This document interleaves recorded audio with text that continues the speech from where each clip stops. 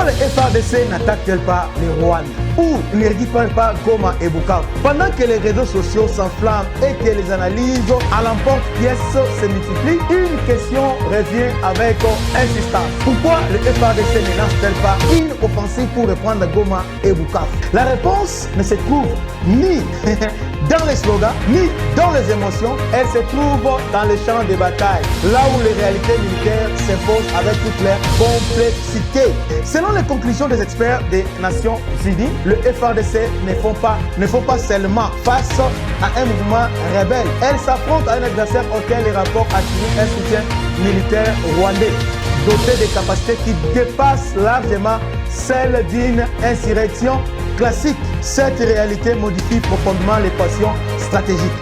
Le véritable enjeu est que comprendre le mode opératoire de l'adversaire, nous ne sommes pas face à une guerre conventionnelle où des armées se font face à face sur une ligne de front clairement définie. Le conflit est marqué par une guerre asymétrique, fondée sur la vitesse, la surprise, la mobilité et la désorganisation progressive du dispositif adverse. L'objectif n'est pas de gagner chaque bataille frontale, mais de gagner la guerre en affaiblissant progressivement l'adversaire. Sur le terrain, les unités privilégient des mouvements rapides, changent constamment d'axe d'effort et évitent les affrontements directs lorsque celle-ci présente un coût élevé. Elles recherchent des failles plutôt que des fortifications.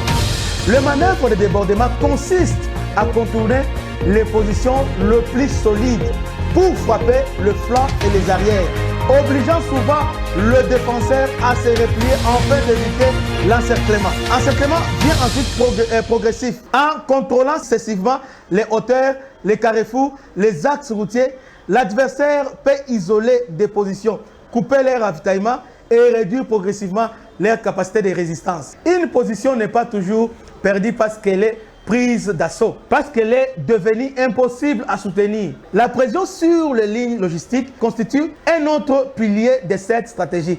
Couper des routes d'approvisionnement, perturber les renforts, ralentir l'acheminement de munitions et du carburant ou compliquer les évacuations médicales, affaiblir progressivement une armée. Parfois, davantage un affrontement direct. À cette dimension s'ajoute l'emploi des technologies modernes. Les rapports des Nations Unies font état de l'usage des drones et des capacités de guerre électronique susceptibles de perturber certaines communications et de compliquer les opérations. Ces moyens renforcent la capacité de renseignement et de coordination de l'adversaire, tout en rendant les opérations plus difficiles pour le FARDC. Dans un tel contexte, reprendre Goma ou Bukavu ne révèle pas d'une simple décision politique.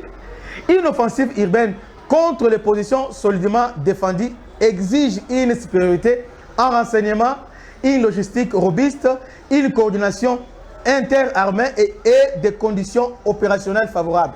C'est pourquoi la véritable question n'est pas pourquoi le FARDC n'attaque-t-elle pas, mais plutôt la vraie question doit être celle-ci. Les conditions militaires sont-elles aujourd'hui réunies pour mener une attaque, pour mener une contre-offensive avec des chances raisonnables de succès, tout en limitant des pertes humaines et matérielles? L'histoire militaire enseigne une armée ne choisit pas seulement les moments d'attaquer. Elle choisit surtout les moments où elle estime pouvoir gagner dans une guerre où la technologie, la mobilité, la guerre asymétrique joue un rôle déterminant.